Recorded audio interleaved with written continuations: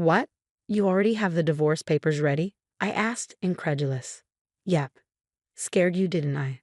Lance replied smugly. I'm always ready for this, so you better think twice about what you just said. With that, my husband Lance stood up and went into his room. My name is Alice, a 28-year-old office worker. I married Lance a year ago after meeting him on a blind date. He pursued me, and after dating for a year and a half, we tied the knot. In hindsight, I might have rushed into marriage, driven by a vague desire to be married and have children before turning 30, so I accepted his proposal. However, I soon realized I should have been more cautious. The first shock came when Lance announced he was changing jobs right after we got married. I'm changing jobs, he said out of the blue. Why so suddenly? I asked. Because I can't show my full potential there, he replied. I thought, what the heck? He then told me he had already submitted his resignation and would be leaving at the end of the month. He managed to switch to a job he wanted, but the salary was lower than at his previous company. At the time, I didn't mind because I was also working. But then he started pressuring me to quit my job. I would have considered it if Lance's income could cover our living expenses. However, his new job paid less. Lance kept assuring me his salary would increase soon, but there was no timeline. If I quit my job now, we'd struggle to cover rent and other expenses. I told Lance, I will not quit my job until your salary goes up. He seemed to agree but kept asking me to quit periodically. Each time, I gave him the same response. Now, a year into our marriage, his salary still hadn't increased, yet he persisted. I was tempted to sarcastically say I'd quit, but then tell him I was joking and couldn't quit yet. If he wanted me to quit so badly, he needed to earn more money. He should focus on his own work before pressuring me. I wondered why he was so insistent and finally realized it was about his mother, Sarah. I just want to make things easier for you, Mom, Lance would say every time we visited his parents. Sarah would reply, Thank you, Lance. That's very kind of you. Lance would then glance at me, silently pressuring me to quit my job to take care of her. But Sarah wasn't ill. She was healthy, active, and financially independent. She enjoyed her hobbies and social life. If I were in Sarah's position, I'd be insulted at the implication I needed care. But Lance still wanted me to take care of her. Oh, if only one of us were home during the day, we could check on Mom every day, Lance would say. He wanted me to visit his parents' house daily. I asked him, Sarah is still in perfect health, so what do you want me to do? Lance replied softly, There are plenty of things you can do. Housework, running errands, helping her out. But with Sarah's part-time job and social activities, she isn't home much during the day, right? I countered. Even if she wasn't home, you could still do the housework, he said. What the hell is he saying? I thought. If I did all those things, I'd just be a housekeeper for her. Lance wanted to look good, especially in front of his parents. If he wanted to take care of them so badly, he should do the housework himself. I didn't have time for Lance's petty pride, so I didn't quit my job, nor did I visit my in-laws on my days off, except during holidays like New Year's. Come to think of it, Lance often gave me orders when we visited his parents together. He'd tell me to clean up, help his mom, or run errands. But I never did anything on my own. When I would say, Don't you know more about this area than I do? In response to being asked to go to the store, he would reply, There would be no point if I do it. I never understood what he meant by that.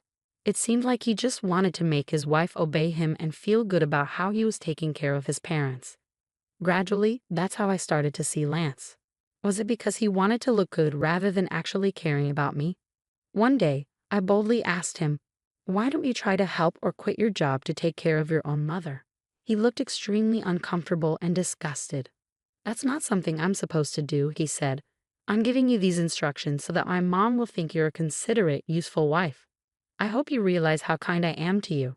So, in other words, he wanted to push all the troublesome stuff onto me and show off as if he did something amazing. But I am not his servant or slave, and I don't deserve to be belittled in front of my in-laws. If Lance continued to make unreasonable demands, I wouldn't stay silent.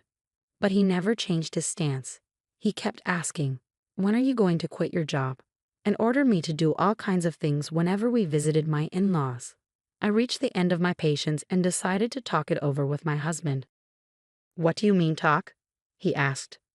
I thought we should discuss our future. Huh? What are you even trying to say? I'm honestly fed up. I'm fed up with you asking me when I'm going to quit my job and trying to get me to take care of Sarah. Why are you fed up with that? You're my wife, and you're supposed to take care of the husband's parents. Don't you think that's a big burden for me? Isn't it your responsibility as her child to help with the housework and take care of your own parents? No way. It's the wife's duty to do so. Are you the kind of person who doesn't care about family? I'm really disappointed that you would say such a thing. Let me ask you this. How have you been taking care of my parents? If I asked you to take care of them, would you do it? Lance looked at me blankly. What are you saying? Why should a husband take care of his wife's parents? So does that mean you aren't, and won't, take care of my parents? The husband's parents and wife's parents are totally different. What difference does it make? I can't understand. Ah, I didn't know that you were this clueless. It's like I'm talking to my old boss or something. What are you trying to say? I'm saying that the first priority should be the husband's parents. The wife's parents should be taken care of by you, the wife. What the? I couldn't believe what I was hearing. For Lance, the only family he prioritized was his own blood relatives. I'm so disgusted by you. I'm not going to your parents' house anymore. Huh. Why would you do that? Enough is enough. I'm the one who wants you to cut the crap. No way. How dare you talk back like that? My mom's right. Huh. Mom said you're a bad-behaved wife. That's why she gave me this. Lance pulled out a piece of paper from his bag. It was divorce papers. What? You already had the divorce papers ready? I was surprised, but Lance looked proud of himself. How's that? I scared you, didn't I? Because I'm ready for this at any time, so you better cool down and reflect on what you just said. With that, Lance got up and went into his room.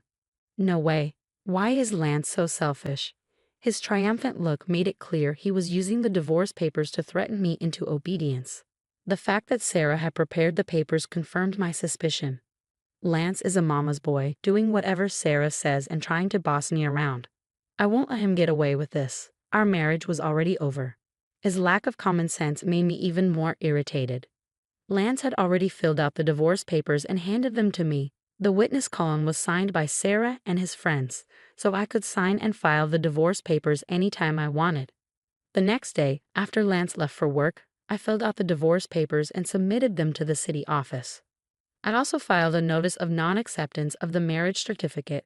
I called my parents and explained the situation, knowing Lance might try to refile the marriage certificate if he heard about the divorce. My parents were surprised I had already filed for divorce, but were outraged by Lance's behavior. They offered to help me move my things anytime. I took a paid leave and had my parents come over to move all my stuff while Lance was at work. I decided to stay at my parents' house for a while.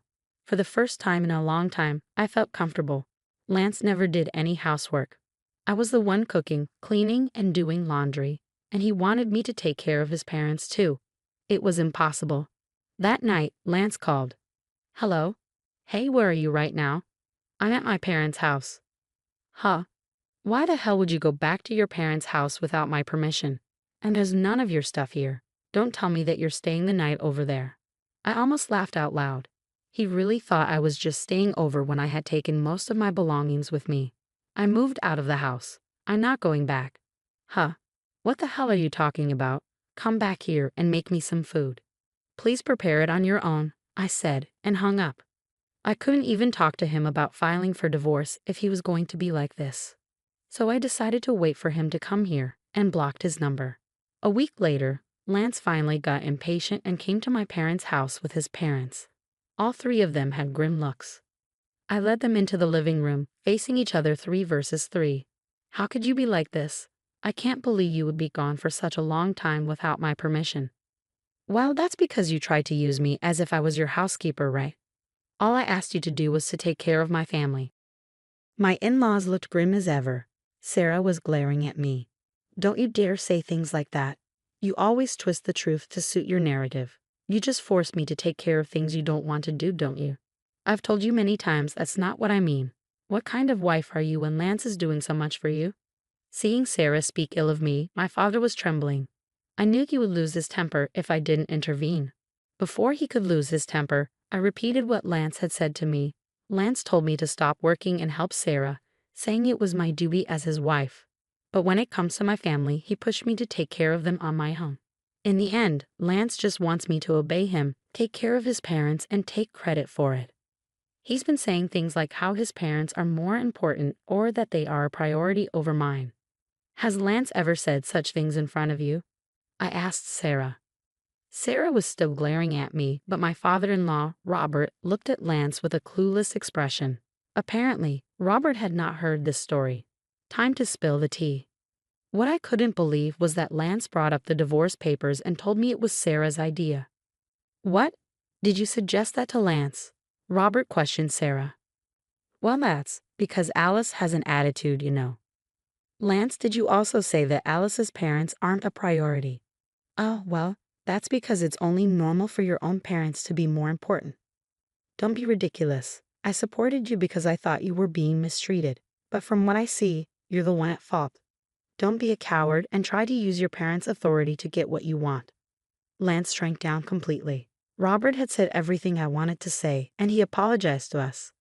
To Alice and her parents, I am truly sorry for the trouble my stupid son has caused. I will strictly lecture him, so.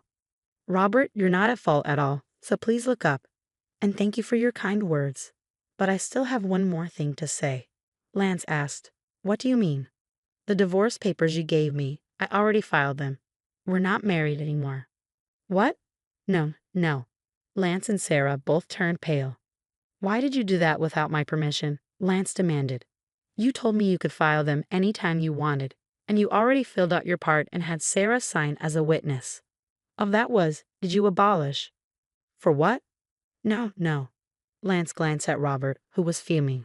You said you used them to threaten me. I added on Lance's behalf. How can you be so stupid?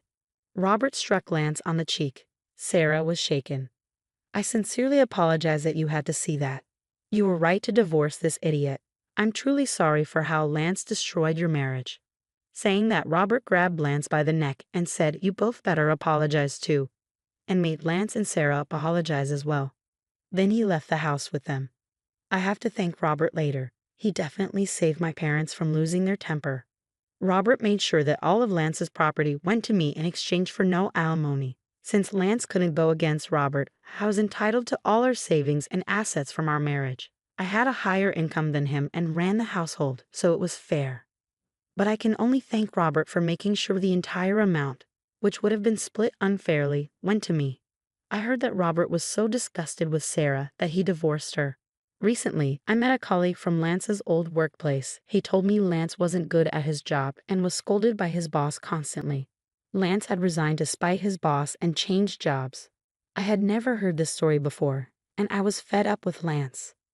Lance had blamed everyone for his own lack of ability. That's why he didn't earn much at his new job, so I'm glad I left him. I rented a single-room apartment and lived comfortably on my own. Work is going well, and I just got a raise. Since I don't want to be in a relationship for a while, I will focus on my job. Lance couldn't do his job because he cared too much about appearances. He maintained his dignity at home but nowhere else. He should have focused on improving his skills instead. Still, many husbands think divorce papers can be used as a threat. They think they are all that, but they're mistaken.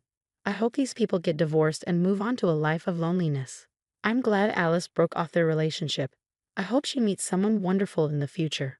Thank you for watching until the end. Please subscribe to our channel. See you in our next video.